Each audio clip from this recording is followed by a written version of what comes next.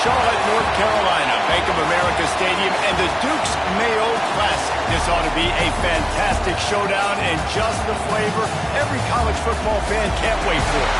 Hello and welcome everyone to a game that we've been eagerly awaiting. As we'll see the runner-up from last year's national championship, the Tennessee Volunteers, taking on a participant from the playoff last year, the Oregon Ducks. For EA Sports College Football, I'm Reese Davis, joined here in the booth, as always, by David Pollack and Jesse Palmer. Guys, let's tee this one up.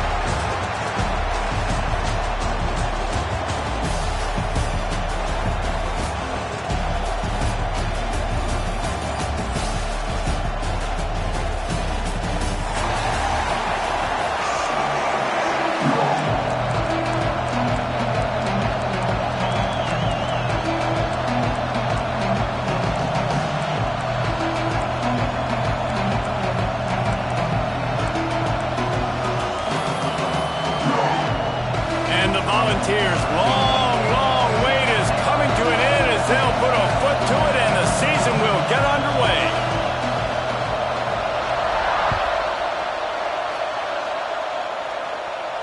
And it'll come out to the 25, no attempt at a return.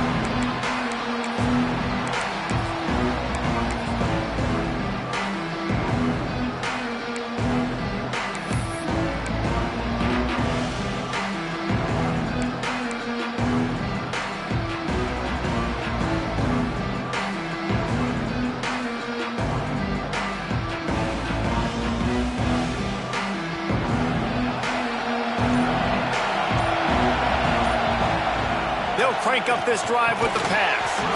And that incomplete pass caused by the big hit on first down, second down coming. Let's take just a second and talk about Oregon. They had quite the ride last year, made it to the semifinals, couldn't finish the deal. Regression or redemption? And today we're going to find out, and that's what's cool. Last year did not finish the way they wanted to, but they did get to the playoff. That is an accomplishment. Now, did that raise the level of intensity for these guys for a whole offseason, Jesse, and do they come out better? I think it has. I think the sense of urgency on this team has actually gone up. There were a lot of people...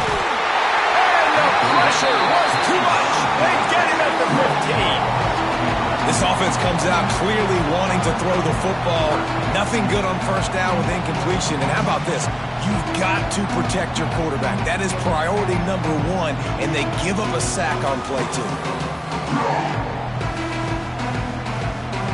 Now a lot of work to do to move the chains, keep this drive alive after that earlier sack. On third and long, you'll need to push it downfield. And it's incomplete despite some serious arm strength shown there.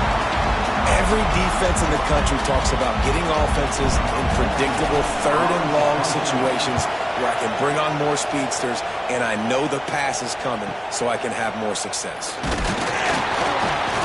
And the punt team able to swing him to the ground.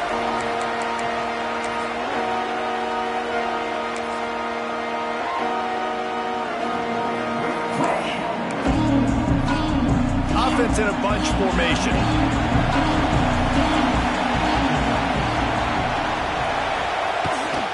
From the shotgun now, here's an inside give.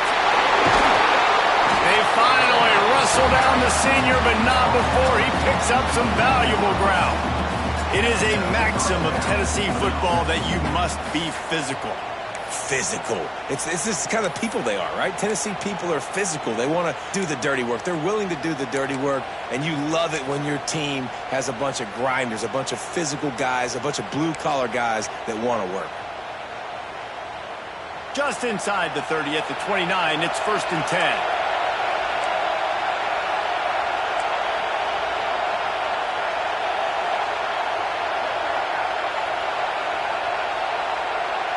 Wide receiver going in motion. They're going to go right back to him on first down. And you want to run the football, right? And that's okay. You'll take some of these. But if they start to add up down the road, obviously, you might want to think about airing it out a little bit.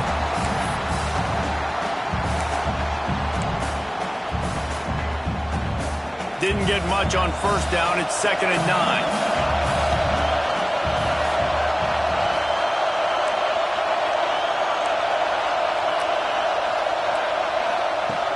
They'll run play action. Nowhere close on that one as he got drilled trying to deliver the football, and now they face third down.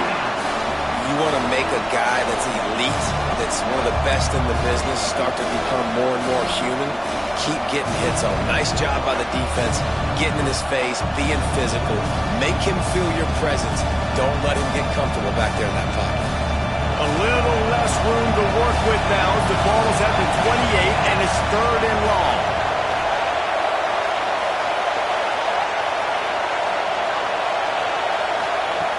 From the gun, wants to pass.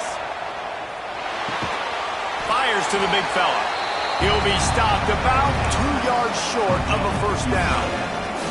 You can really set the tone for what's possible in your season in early season showdowns like this, both in the top 10 and both with the loftiest of goals. This one's fun too, David, because we had this game circled in the offseason. We knew this was going to be a really good matchup early. We're going to find out the answers to a lot of questions we have about both these teams. Well, and sometimes it's hard to figure that out, right? Like, you don't get till mid-season. You're like, oh, they haven't played anybody.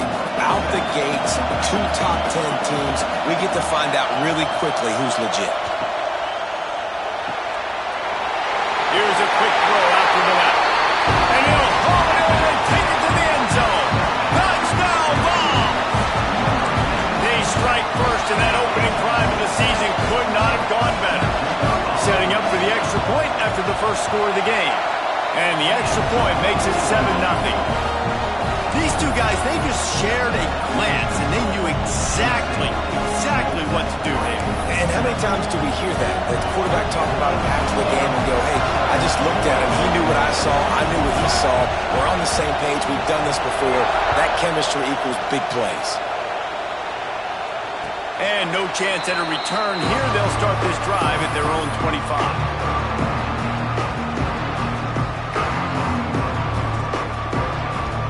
And Oregon has it back, and here comes the offense.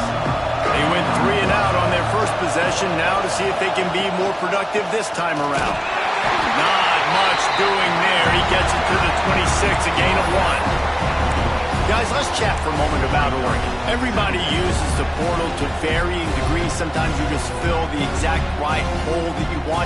And this team, as they start this season, not a ton of new faces here, Jesse. They didn't, but I don't think it's because there was a lack of effort on the part of the coaches, David. I think they believe they've got the roster in place now to have success. Yeah, because when you bring people in, a lot of times you tick people off on your own roster. So when you only bring a few in, you cherry pick some elite talent and some real concerns that you have, sometimes it just addresses everything you need.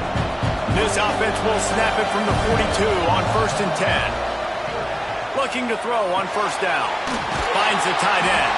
They bring him down, but not before he's able to pick up the first down. Well, it's a nice job by the tight end there. He's patient, fights his way through all the traffic in the middle of the field, running that drag route, making it an easy completion for the quarterback. And the Ducks with the 1st and 10.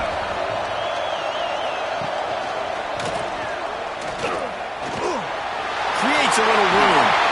Good, solid pickup there. Now they can start to smell it with a first down at the 31. Wow.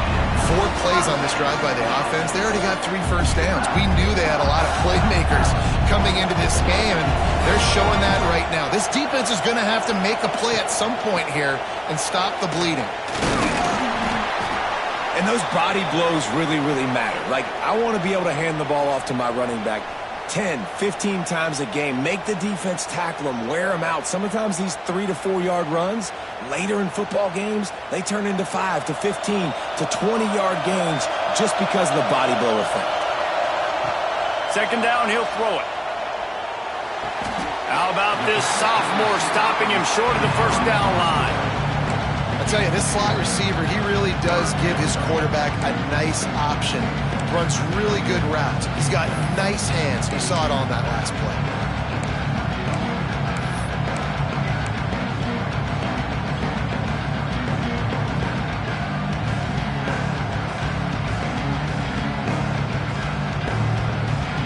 The Ducks come to the line on 3rd and short, looking to keep this drive moving.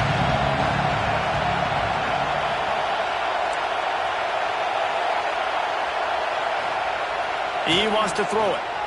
Fires to the right.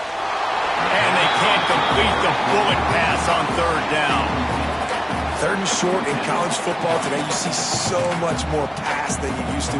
The offense stays aggressive, and I think they stay aggressive because they know they're in field goal range. They got that 3 in their back pocket. The Ducks need to pick it up on fourth down.